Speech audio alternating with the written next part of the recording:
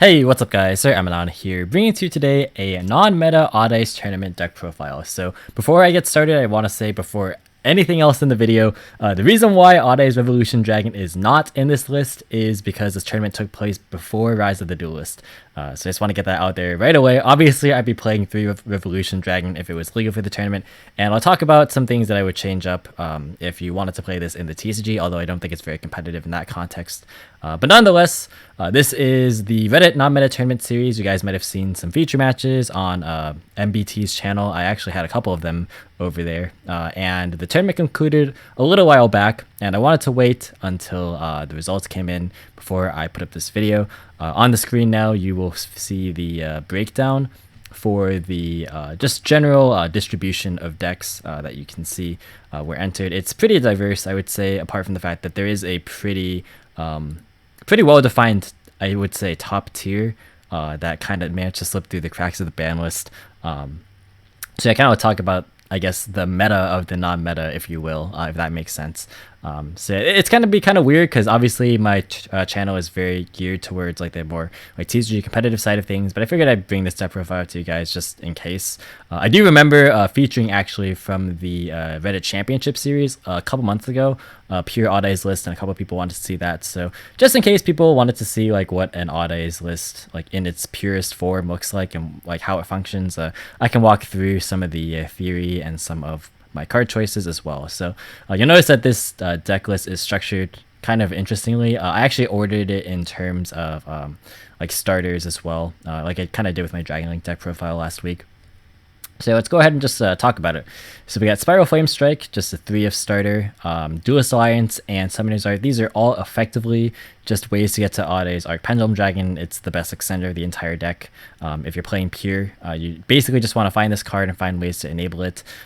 So that's essentially what this deck is focused around. Like Summoner's Art might seem a little bit excessive, and it definitely is now that Odd Eyes Revolution Dragon is out. You could possibly cut potentially all copies of these, especially if you want to run like a Magician lineup, for example. Although I think that you might still want to run a few of these just because this card is that important if you're playing pure. And I think the advantage of playing pure is that you play more Odd Eyes names, so you are centralizing around this card a lot more, meaning that like you can get a lot more value out of it just on a consistent basis without having to rely on like too many external engines. But at the same time, too much of an over centralization on this card means that this card just has a huge target on its back, so it's always going to get Cosmic Cycle, and it's always going to get hit with like Nightmare Phoenix. It's always going to get hit with like any sort of removal. And of course your opponent is going to do whatever there is in their power to stop you from getting to this in the first place if they have hand traps like Ash. So like too much of a focus on one specific win condition can be a good as well as a bad thing, because you guys can see I have very many ways. I have 9 ways to search this out directly. I have Sky Iris, which isn't ideal to get to it, but you know, I would consider this more of an extender than a starter, but it certainly can get you there if you need to as well. So there's just very many ways to access this card, and of course with Revolution Dragon you can certainly cut out some of the redundancy, because like redundancy again has its strengths and its weaknesses. Duelist Alliance is also one of the cards I would consider cutting, especially just because it is a hard once per turn and we don't have that many good targets outside of it. Granted, again, this changes if you do want to play a Magician lineup, such as, you know, with Pen Call and everything, because obviously Pen Call is a very good search target given that you're already playing the Dark Worm package. So you just get a lot of value that way if you want to avoid bulking up too much on this card. But yeah, these are essentially, you know, just the bread and butter searchers. This also has a very relevant effect in terms of popping cards. It's just the way that you get to break boards if you do go second. So a lot of people associate this deck with a kind of like blind second OTK strategy. That's not really how I chose to play the deck.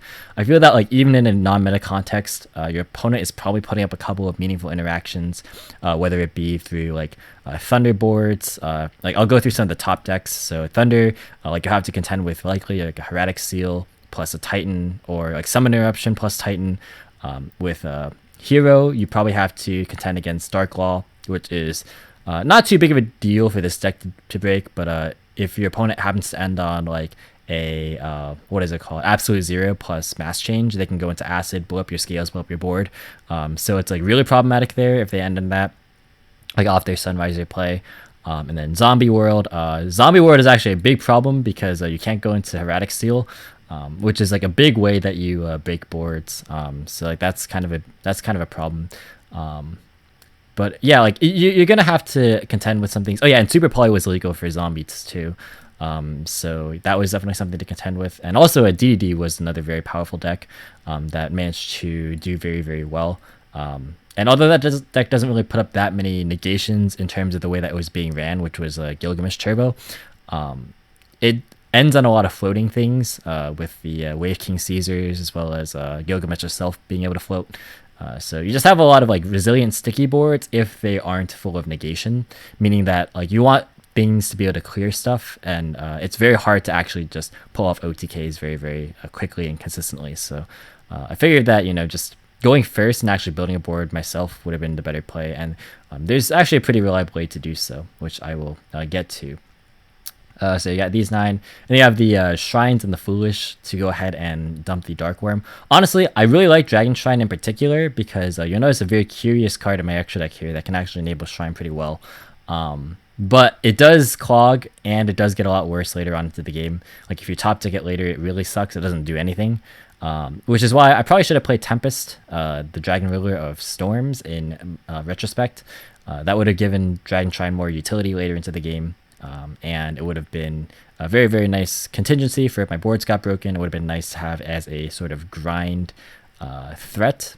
And also being level 7 would have been pretty convenient. So something I didn't think about until midway through the tournament. Happens, I didn't really prepare super, super hard for this at being a non-meta tournament naturally, but I was running through about like 5 or 6 different deck ideas, and this is the one that kind of just stuck on because I actually do enjoy Odd Eyes as like a fun rogue deck. But we have the Terraforming and the Sky Irises. Honestly, this is possibly excessive. I ended up setting Sky Iris out quite a lot. The cool thing though is that with NMT, there's a lot of targeting effects, so the protection is actually what's super relevant here. And again, you need more ways to enable arc because you're not playing like too many different triggers, although there is one very key way that you can consistently get this to resolve like at your leisure. But Cyrus is just another option.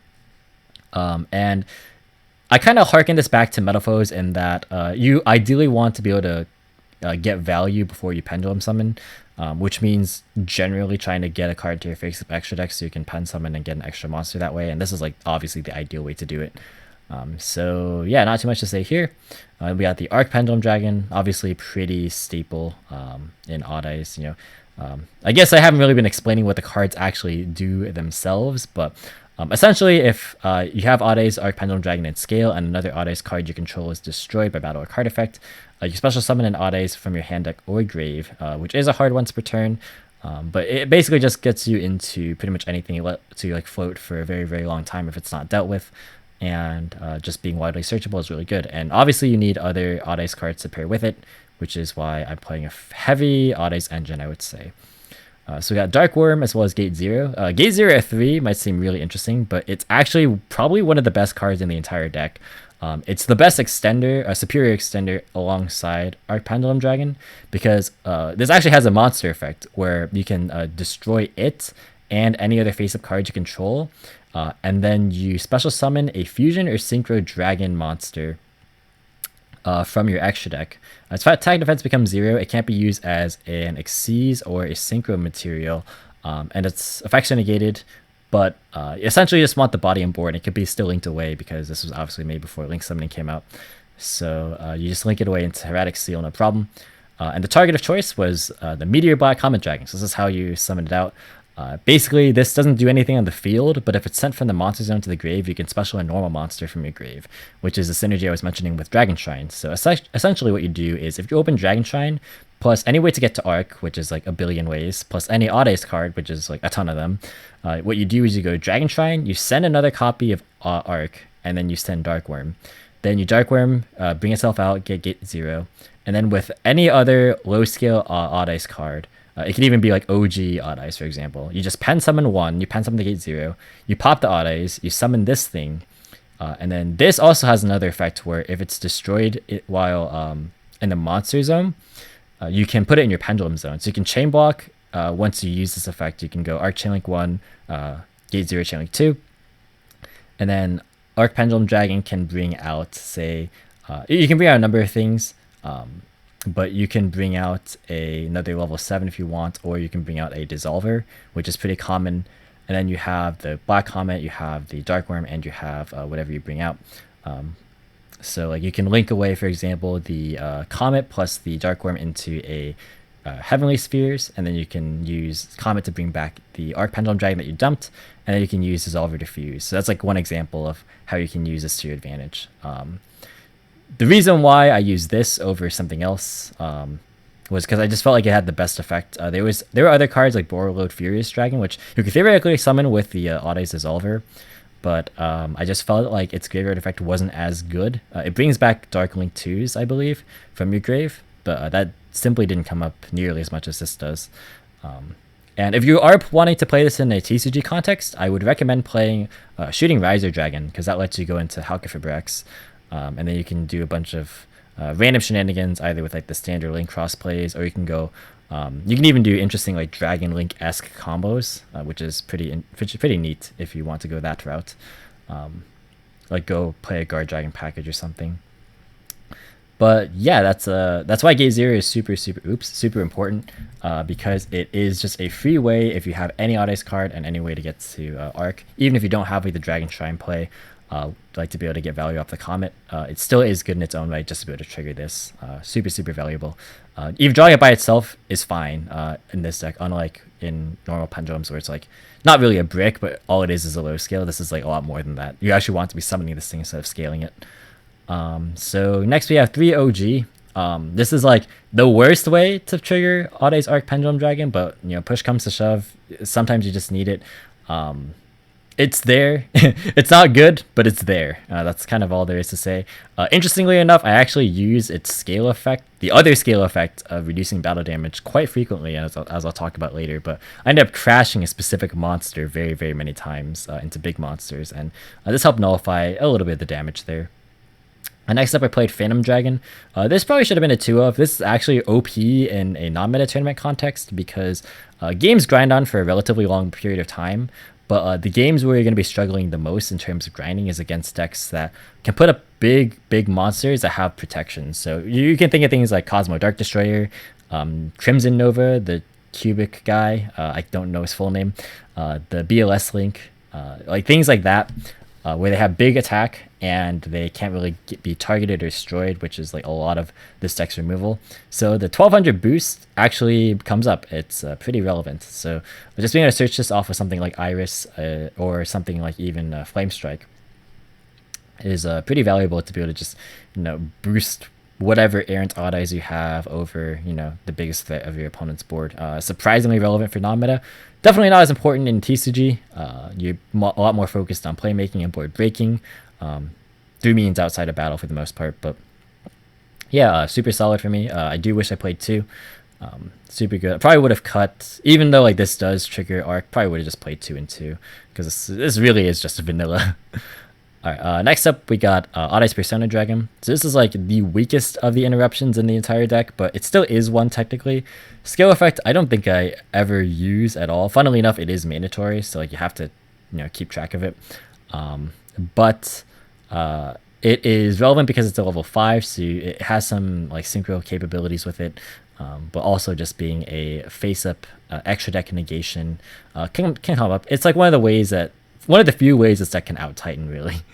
And then we have Mirage Dragon as just an additional 8 scale that I wanted in the deck, because I was finding that like even though you have a ton of ways to get to this, sometimes you just need like extra Audace names as well. And like this is like the only actual high scale that is not bad.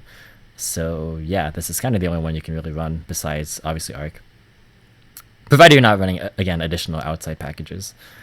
Then we played 2 Audace Synchron. I feel like I should have just played 1.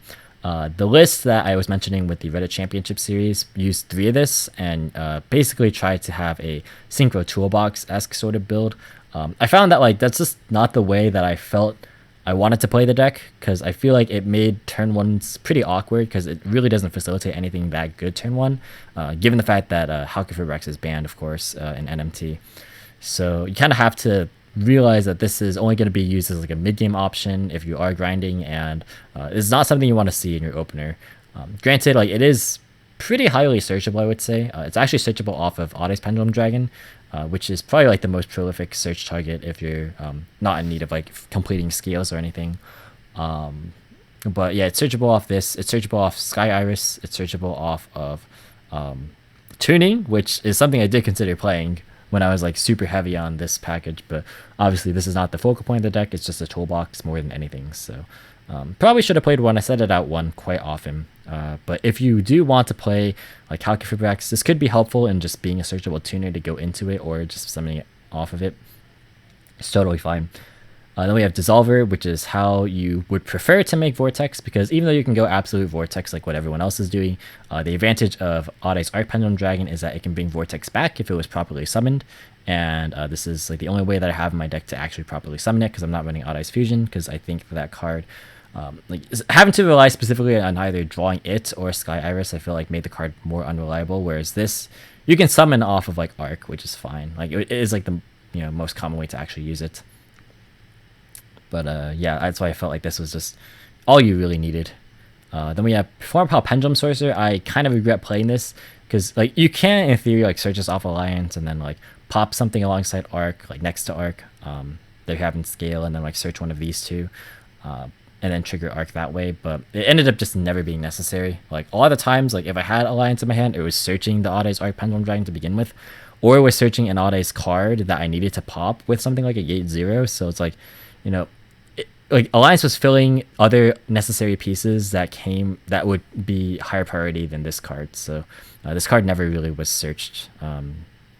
So yeah, we'll probably drop it. I probably should have played Oddeyes Perform Power Oddeyes Minotaurus, this guy, because even though it's not a very good scale and it doesn't really have an effect, it is a level 4 that is an Oddeyes. So that is pretty relevant because there are times where I had like Synchron already accessed, and like I would want to summon something off of this that could make specifically Metaphys Horus, because that is probably the best Synchron monster in the whole deck. But the only level 4 that I'm playing is Dark Worm, and even though you have a lot of ways to access it, you don't always get to draw Shrine or Dark Worm or Foolish. So just having like a more in-engine level 4 would have been nice. Again, I did say that like the Synchro toolbox was again more just there as a mid-game option, so it might not have been necessary, but it would have been good in the instances where it would have helped, because non-targeting mind control essentially is pretty insane. So yeah. And then I played the best card. Shoutouts to MBT for trashing this card every time it came up on stream. Or not on stream, but on the future matches. But Oddeyes Wizard Dragon. So I want to say this before I say anything else about this card. I would never play this card if I was actually trying to somehow make Oddeyes like actually competitive in a TCG context. The only reason I played it, besides the fact that it's funny, is that it actually is good in long prolonged game states where you can actually utilize this to ram it into your opponent's big monsters. Because like I said, a lot of the time your opponent is going to be stuck sitting on things that are like huge that have protection. Titan is another like pretty good example of that, honestly. So you crash it into your opponent's big monsters, and then you go ahead and trigger its graveyard effect. Because if you guys don't know what this does, if this card in your possession is destroyed by an opponent's card and sent to your graveyard, you can special summon an Oddeyes monster from your deck or graveyard, except a copy of itself, and then you can add a Spiral Flame Strike from your deck to your hand.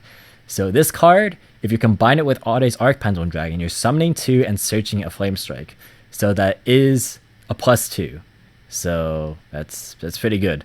Yeah, I like this card is not a good card to open. It's a brick, but I play this over what some other people play. Some people play a Lancer Dragon, and there's a cool loop with Oddeyes Lancer plus like Vortex plus Arc. It's not really a loop, but it's just like a protection kind of cycle, so to speak.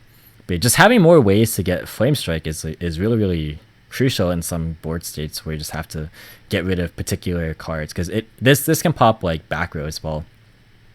So yeah, really, really, really liked Wizard Dragon. It's super good to be able to float into off of either Heretic Seal or off of Oddeyes Arc Pendulum Dragon. Simply because a lot of times I would prefer to end on this, just like sitting on the board rather than Persona, because like you're never guaranteed that Persona is going to get you value. And it's true, you're not guaranteed that your opponent's going to play into Wizard Dragon, but like they have to do a lot of gymnastics to play around this. Like I had multiple people just trying to out this by like using a lot of resources into like a Nightmare Unicorn, for example. And by that time, it's like super neg. Like there are a couple of times where like it works, but a lot of the times, like if your opponent's using that many resources just to out this card, then you're in a pretty good spot anyway, because they still have to deal with like specifically your arc to be able to, play on future turns without like having to compete with your grind. So this card is really, really good for the grind, and also it's funnily enough searchable by Flame Strike, so like they search each other. That doesn't really come up that often though, but is it a brick when you draw it, especially when you're going first? Yes, but worst case scenario, it's a level 7. You can overlay it. It's not the end of the world. Would I ever play it in the TCG format if I was ever for some reason trying to build odd eyes? No. But it definitely overperformed. Like I put it in here thinking it would be funny if it ever resolved, but it actually resolved almost every round, like funnily enough. So yeah, enough of me gushing about this card. Finally, we have Aether, the Evil Empowering Dragon. This card was really good as my target for Heretic Seal to float into. Unfortunately, a lot of the times people would just go in a battle phase with one monster, but that's why you have other targets like Persona and the Boy Wizard to be able to get you value. So this card, it was obviously not too great to open in a lot of cases, but it's fine going second. And being a skill 4 actually doesn't hinder this deck that much, because again, you're mostly just trying to pen some level 7s. So it's totally okay. Alright, for the extra deck, I am actually talking a lot about odd eyes here. For the extra deck, we got Meteor Black Comet Dragon, which I already talked about. 2 Vortex. Sometimes if you do have to summon the first one improperly with the absolute play, then you have to have the second one to be able to go ahead and fuse with Dissolver so you can bring it back with the arc. Because if you can't bring it back and you run out of these, then you're out of a win condition for the most part. Then we have Gatling Ghoul. This card was never summoned. I don't know why I put this card in my deck. There are many things that I would have rather played, and this was easily the worst card in the extra deck. Then we played Dragostapelia. There is times where if you do bring out the Black Comet Dragon, like I mentioned the combo with Shrine plus any way to get to Arc plus any odd eyes. If any other level 7, you can actually go ahead and make Dragostapelia with Black Comet and Dissolver, like fusing those two together, because this can be used as a fusion material still. It only restricts itself into Xyz and Synchros. So you fuse into this, and then you float with Comet into the Arc, and then with another level 7 extender, you overlay those two into Absolute, and then with that and the Dark Worm, you go into Seal plus Vortex. So yeah, it's pretty good. It's not like amazing by like current format standards, but in NMT standards, if you have Dragostapelia plus Seal into Aether plus Vortex, that's 4 interruptions, and it's pretty hard to deal with for most decks. So yeah, pretty solid stuff. Then we have Quantum Dragon, which is one of the weaker cards in my extra deck. It was an out to Titan. It's just the problem is it's really hard to summon. This deck is fine at summoning level 8 synchros because of Synchron's pendulum effect. You just basically turn any odd eyes you control into level 1 tuner, and then you have any of your like infinite level 7 monsters to be able to go into level 8 synchro. This is a lot harder because like you have to basically have Persona out, or you can use like Synchron's monster effect to bring out a Persona from your scale, then go into this. But it only came up once and I still lost that game, so yeah, it didn't really put in that much work, unfortunately, but it is still fairly decent. Then we have Ignister, one of the better level 8 synchros, I feel, because it can actually pop your odd eye scales to be able to trigger Arc Pendulum Dragon, which is pretty cool. And obviously non-targeting Shuffle Back is pretty strong. Metamorphosis Horrors, which I already explained, is one of the better cards. You can actually chain block its effects with itself, so that's really cool. So yeah, not too much to say there. You basically just clear your opponent's whole board and then go into this like your main phase 2, and then you take control of their boss monster. It's really annoying to get rid of. This would have been really nice in tandem with another card that you noticed I should have been playing, which was number 11, Big Eye. Just more options to steal stuff, especially Titan, because Titan triggers off your opponent's hand thunder effects as well. So taking control of Titan is actually better than like bouncing it back with Quantum, for example. Because if you can Big Eye or Horus the Titan, then you're in a really good spot because your opponent has a hard time actually like, extending into your board. So it's pretty good. Oops, I keep right clicking by mistake. But yeah, next up we got a Supreme King Dragon Clearwing. This card was okay. The only times I ever summoned it, I was already winning, so it was definitely a win more card. But I felt like 8 again was the most versatile level for the Synchro Toolbox, so I decided to just run it anyway. And then we have Wind Pegasus at Ignister, one of my favorite level 7 synchros. It came up a couple times actually to pop like face ups, for example, Zombie World. So that was really cool. And the cool thing about the level 7 sinkers is that like you can obviously overlay them afterwards into stuff like absolutes. So that's really really cool. I did actually do that with Wind Pegasus in particular one time, and it ended up paying dividends. We have Dracosac, which is actually fairly relevant in some of our matches. I didn't think it would come up as much as it did, but this should have been with a Big Eye. Yeah, unfortunate that I had it in. I had Big Eye in here, and then I took it out to like test around with like Synchro Toolbox things, and I didn't notice that I forgot to put Big Eye back in, so that kind of sucked. But you know, things happened. Ada is Absolute Dragon. The effect to negate attacks, like your own attacks, is actually fairly relevant. It comes up just to be able to get another body in the field. Cause sometimes like all you can make is this, and then like you attack, and then you bring something back, and then you have this plus whatever you just brought back, and you go into Heretic Steel, and that is a fairly decent board to end on. We had the BLS Link, which actually was really bad. It got outed fairly often. Every time I summoned it, just everyone's playing Borload, everyone's playing like some form of non-targeting removal. So it seemed really good. I right-clicked again.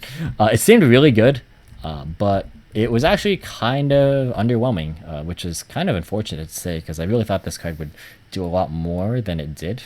But it was okay. We had Borload of my own. It didn't really come up because I wasn't trying to link climb that much, although I probably should have. Like there should have been more link 2s in here. Then we have Heretic Seal, which is extremely good and is going to probably be banned for the next Reddit NMT because this deck and Thunder abused it and Dragon Maid abused it. So like a lot of the top decks basically. But yeah, things I probably would have played Cross Sheep just because like Cross Sheep Vortex is nice. Although it's hard to get level 4 lower specifically into the graveyard because like the only things you're overlaying are 7s. So like it's hard to kind of bring stuff back with it, but it would have been nice just as a generic option anyway. I did consider for a hot minute playing a second copy of Seal, and it did actually come up on numerous occasions, so probably would have played 2 Seal. And the Big Eye that I already mentioned. So probably would cut like Gatling Ghoul for sure, and then possibly a Quantum and Clearwing, or Quantum plus like one of the big links, maybe a BLS link. And then like maybe you can link climb if you're trying to like enable cross shape more, especially if you're playing like magicians and stuff. But that's like kind of an idea for another video. Side deck I'll go over real fast. So we got Denko, and we got Twin and Pankratops for the back row decks. I always expect some back row decks in non-meta tournaments just because, you know, a lot of people just like playing control decks in NMT from my experience. And I wanted to play a deck with Denko. That's another reason why I chose this deck, because like this deck can just normal Denko, no problem. Twin is, it could have been Cosmic, but I thought like Twin Dark Worm would have been cool. And then Pankratops is just there as like probably the strongest single individual side deck card in the game right now. And that goes beyond NMT. I think it's just the best side deck card in the whole game. Then we have 3 Kumungus. It's level 7, so you can pen summon it, you can overlay with it. It's good. And then we have Dark Ruler. So the thing with Dark Ruler is that like it's kind of counterintuitive because like against non-meta decks you would expect to not have to face combo, but combo decks were definitely left somewhat untouched for like the higher tiers of this tournament. Again, like you wouldn't like maybe traditionally consider Hero a combo deck, but like the boards it ends on can definitely be threatening DD to some degree because like I have a lot of summoning effects. So the rank 6 the Caesar guy that negates effects that summon that isn't once per turn, that's kind of a threat. And then Thunder, of course, and then like Titan plus a bunch of other random things that you can do with like the Chaos Space that was legal for whatever reason. All right, then we got 2D Crow. This is the weakest card in my side deck. I'm not trying a hand trap. I'm not playing any other hand trap, so I'm not sure why I went for a hand trap here. This could have been anything. This could have been like more backer hate. It could have been more monster hate. It could have been literally anything else. So yeah, this was the worst card in my side deck for sure. And then we had a Morpheus Sloth going first. Replace it with Aether. In certain matchups where you can lock people out of the extra deck if they are going like summon one monster to try and out the seal.